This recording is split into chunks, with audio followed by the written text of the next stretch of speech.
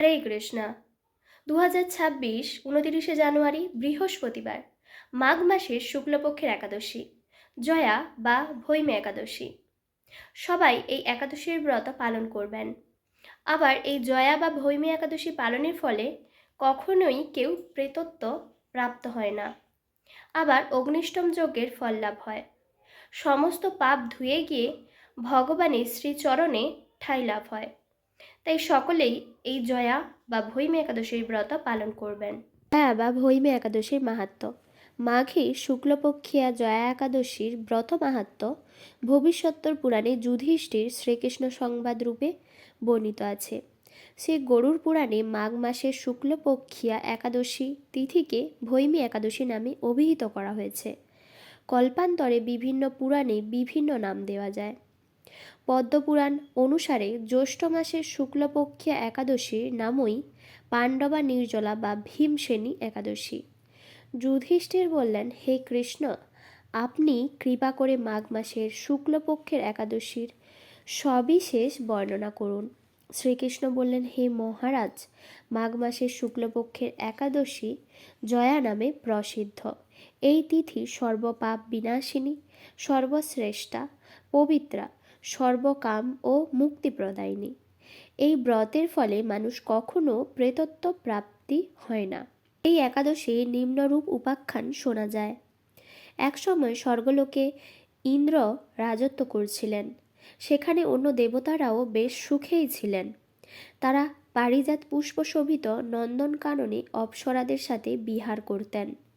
একদিন 50 কোটি অপ্সরা নায়ক দেবরাজ ইন্দ্র স্বেচ্ছায় আনন্দ ভরে তাদের নৃত্য করতে বললেন। নৃত্যের সাথে গন্ধর্বগণ গান করতে লাগলেন। পুষ্পদত্ত, চিত্তসেন প্রভৃতি প্রধান প্রধান গন্ধর্বেরাও সেখানে উপস্থিত ছিল।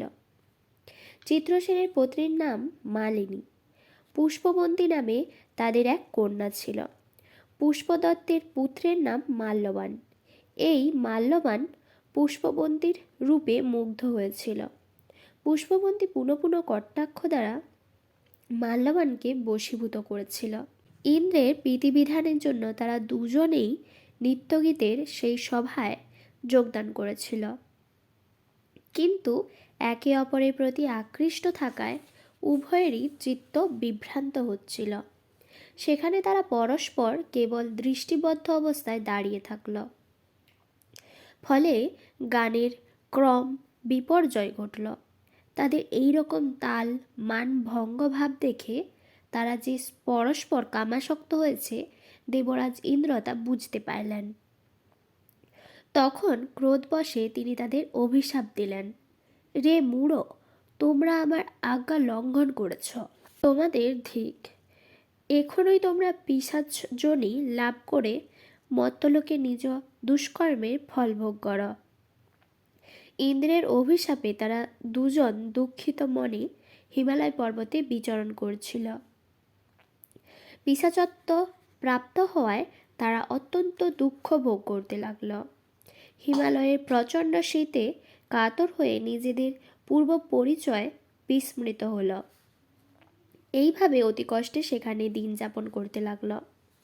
একদিন পিশাচ নিজ পত্নী পিশাচীকে বলল, সামান্য মাত্র পাপ করিনি, অথচ নরক যন্ত্রণার মতো পিশাচত্ব লাভ প্রাপ্ত হয়েছি।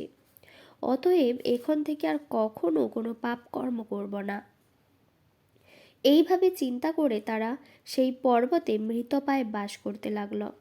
মাল্যবান ও পুষ্পবন্তীর পূর্ব কোনো পুণ্যবশত সেই সময় মাঘী শুক্লপক্ষিয়া জয়া একাদশীর তিথি উপস্থিত হল। তারা একটি অশক্ত বৃক্ষতলে নিরাহারে নির্জলা অবস্থায় দিবানিশি যাপন করল।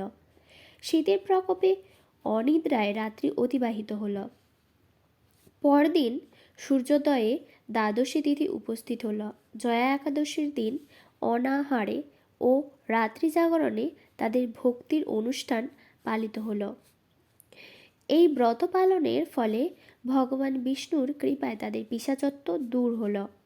তারা দুজনেই তাদের পূর্বরূপ ফিরে পেল। তারপর তারা স্বর্গে ফিরে গেল।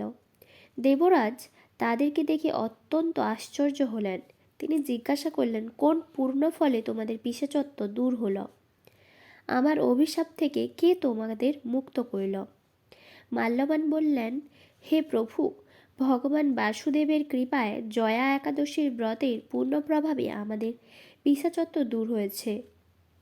তাদের কথা শুনে দেবরাজ ইন্দ্র বললেন, হে মাল্যবান, তোমরা এখন থেকে আবার অমৃত পান করো। একাদশীর ব্রতে যারা আসক্ত এবং যারা কৃষ্ণ ভক্তি পরায়ণ, তারা আমাদের পূজ্য বলে জানবে। এই দেবলোকে তুমি পুষ্পবন্তীর সাথে সুখে বাস করো। হে মহারাজ, এই জয়াব্রত ব্রহ্ম হত্যাজনিত পাপকেও বিনাশ করে। এই ব্রত পালনের সমস্ত প্রকার দানের ফল লাভ হয়। সকল যজ্ঞ ও তীর্থের পূর্ণ ফল এই একাদশীর প্রভাবে আপনা হতেই লাভ হয়। অবশেষে মহানন্দে অনন্তকাল বৈকুণ্ঠ বাস হয়। এই জয়া একাদশীর ব্রত কথা পাঠ ও শ্রবণে অগ্নিষ্টম যজ্ঞের ফল পাওয়া যায়। পরের দিন পালনের সময়সূচি। পশ্চিমবঙ্গ 6:23 থেকে 9:58, দিল্লি 7:10 থেকে 10:46, বৃন্দাবন 7:06 থেকে 10:43, উত্তরপ্রদেশ 6:54 থেকে 10:31, মুম্বাই মহারাষ্ট্র 7:13 থেকে 10:58, পুনে মহারাষ্ট্র 7:08 থেকে 10:54, নাগপুর মহারাষ্ট্র 6:51 থেকে 10:35, চেন্নাই তামিলনাড়ু 6:35 থেকে 10:26, ভুবনেশ্বর উড়িষ্যা 6:23 থেকে 10:07, ঝাড়খণ্ড 6:29 থেকে 10:10, বিহার 6:31 থেকে 10:10, ছত্তিশগড় 6:40 থেকে 10:23, শিলং মেঘালয় 6:06 থেকে 9:46, গুয়াহাটি আসাম 6:08 থেকে 9:47, আগরতলা ত্রিপুরা 6:06 থেকে 9:47, মিজোরাম 5:58 থেকে 9:40, মণিপুর 5:57 থেকে 9:37, নাগাল্যান্ড 5:57 থেকে 9:35, হায়দ্রাবাদ তেলেঙ্গানা 6:48 থেকে 10:35, বিশাখাপত্তনম অন্ধ্রপ্রদেশ 6:30 থেকে 10:17, গোয়া 7:03 থেকে 10:52, ব্যাঙ্গালোর কর্ণাটক 6:46 থেকে 10:37, কেরালা 6:47 থেকে 10:40, জম্মু কাশ্মীর 7:26 থেকে 10:56, আন্দামান নিকোবর 5:44 থেকে 9:36, বাংলাদেশ 6:48 থেকে 10:14, নেপাল 6:51 থেকে 10:28, ভুটান 6:48 থেকে 10:26, শ্রীলঙ্কা 6:29 থেকে 10:25, মালদ্বীপ 6:20 থেকে 10:19, পাকিস্তান 7:05 থেকে 10:36, মালয়েশিয়া 7:26 থেকে 10:11।